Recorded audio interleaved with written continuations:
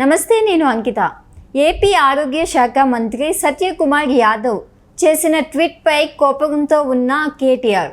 అయితే కేటీఆర్ ఏకంగా ఆయన్ని అన్ఫాలో చేయడంతో పాటు బ్లాక్ కూడా చేశారు. అయితే ఇది ఇప్పుడు సోషల్ మీడియాలో హాట్ టాపిక్గా మారింది.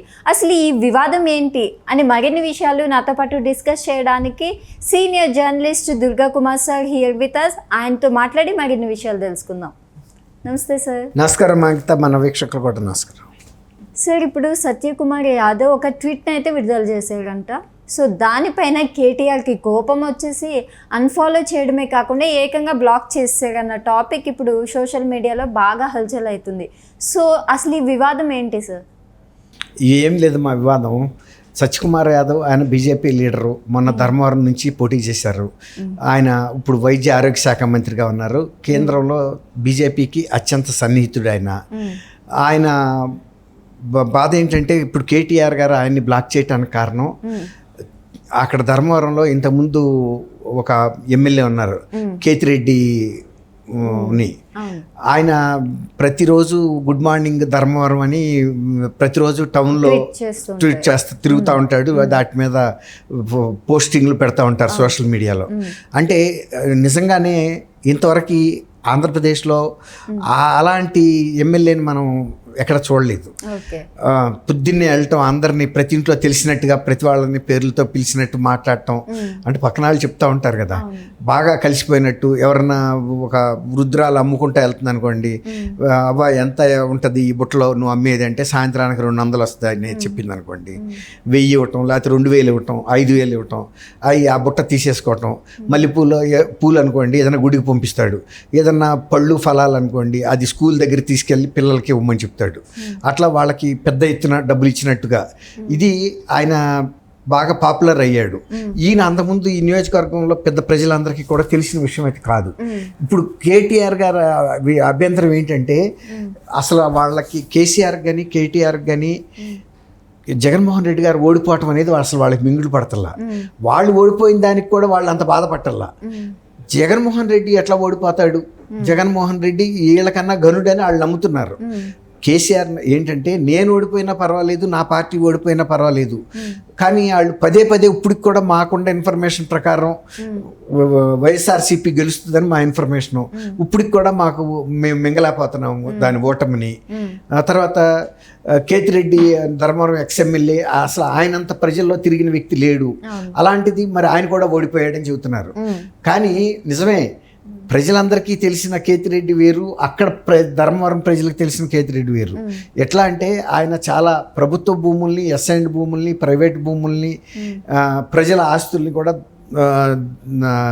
ఆక్రమణ చేశాడనే ఆరోపణలు అక్కడ ఉన్నాయి. అది మనకు తెలియదు.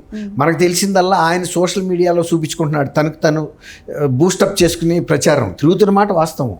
కానీ ఈ కూడా రెండో other side of the coin ఎవరికి తెలియదు. అట్లాగే మనకు తెలియనట్టుగానే కేటీఆర్ కూడా తెలియక అసలు ఆయన ఎట్టా ఓడిపోతాడనేది ఆయన ప్రశ్న అనమాట. ఇవాళ ఢిల్లీలో కూడా నిన్న ఆ మాటే మాట్లాడాడు. అసలు ఎందుకు ఓడిపోయిందో మాకు అర్థం కావట్లేదు, వైఎస్ఆర్సీపీ మాకున్న ఇన్ఫర్మేషన్ ప్రకారం ఖచ్చితంగా గెలవాల్సిన పార్టీ అని చెబుతున్నాడు. ఇప్పుడు ఆయనకున్న ఇన్ఫర్మేషన్ ప్రకారం ఆయన ఓడిపోతున్నట్టు కూడా ముందు ఆయన తెలియలేదు కదా. నీ ఓటమి నీకు తెలియనప్పుడు నువ్వు ఇంకో పక్క రాష్ట్రంలో ఓటమి గురించి గెలుపు గురించి నువ్వు ఎలా చెప్పగలవు? అట్లాగే కేతిరెడ్డి లాంటి వ్యక్తి కూడా ఓడిపోతున్నాడు అంటే, ఇప్పుడు కవిత గారు అరెస్ట్ జరిగింది.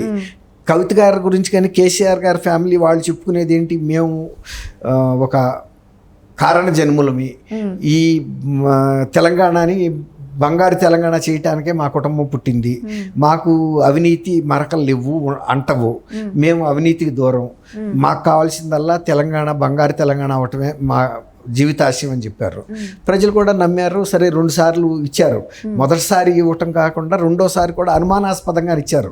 ఎందుకంటే సరైన ప్రత్యామ్నాయ పార్టీ కూడా లేకపోవడంతో వీళ్ళు గెలవటం అనేది ఈజీ అయింది. కానీ మూడోసారి వచ్చేటప్పటికి రేవంత్ రెడ్డి రూపంలో వాళ్ళకి ప్రత్యామ్నాయం కనపడింది, కాంగ్రెస్ రూపంలో. వాళ్ళు కాంగ్రెస్ని ఎన్నుకున్నారు. ఇప్పుడు వీళ్ళకి ఏంటంటే మేము ఓడిపోయినందుకు కాదు, 223లో 24లో జగన్మోహన్ రెడ్డి ఓడిపోవటం, తర్వాత కేతిరెడ్డి ధర్మవరంలో ఎట్లా ఓడిపోయాడు, ప్రజల్లో తిరిగాడు కదా అని. ప్రజల్లో తిరిగినంత మాత్రాన ప్రజలు ఎవరేంటో తెలుసుకోనంత అమాయకులు కాదు తెలంగాణ ప్రజలైనా ఆంధ్రప్రదేశ్ ప్రజలైనా. ఇప్పుడు మీరు కూడా తెలంగాణ, బంగారు తెలంగాణ కోసమే తప్ప మాకు ఇంకొక ప్రత్యామ్నాయం వేరే మార్గమే లేదు, అంటే వేరే ఉద్దేశాలు మాకు లేవు, కేవలం అంకితమై పనిచేస్తున్నామని చెప్పితే కూడా జనం నమ్మలేదు కదా. ఎందుకు నమ్మలేదు అంటే మీరు డబ్బులు కూడా ఈ అవినీతి ద్వారా కూడా బాగా సంపాదిస్తుంది మీ కుటుంబం అనేది ప్రజలు నమ్మారు. అందువల్లే అసలు ఈ పార్టీ ఏ వద్దని వాళ్ళు దూరంగా వెళ్ళిపోయారు. కవిత గారు కూడా నిజామాబాద్లో ఎంపీగా ఓడిపోయింది, తర్వాత ఎమ్మెల్సీ చేసుకున్నారు, అది వేరే మాట, అది వాళ్ళ చేతిలో పని కాబట్టి. ఇవాళ కేటీఆర్ గారు చేస్తున్న ట్వీట్లు ఆంధ్రప్రదేశ్ ప్రజలే కాదు తెలంగాణ ప్రజలు కూడా మెచ్చలేకపోతున్నారు. ఇవాళకి చెప్పగలిగాడు. నిన్న ఏమన్నాడు, మాకు ప్రజలకి మధ్యలో కొంత వ్యత్యాసం ఏర్పడిన మాట వాస్తవం, అంటే గ్యాప్ ఏర్పడిందని ఫస్ట్ టైం ఒప్పుకున్నాడు. అదే గతంలో అయితే కనుక ఆయన ఏంటి ఓడిపోవటానికి ప్రజలు తప్పే కానీ మా తప్పు కాదని మాట్లాడాడు. ఇప్పుడు ప్రజలు నిందించడం కూడా మాది తప్పు, ప్రజల్లో తప్పు లేదు, ఏదైనా జరిగిన దానికి మేము ఆత్మవిమర్శ చేసుకోవాలని కరెక్ట్ లైన్లోకి వచ్చాడు. ఇప్పుడు ఆయన కూడా ఆంధ్రప్రదేశ్ గురించి ఇంకా ఆయన మాట్లాడటం వలన జరిగే నష్టమే కానీ లాభం లేదమ్మా. అది వాళ్ళు ఎంత త్వరగా గ్రహిస్తే అంత మంచి.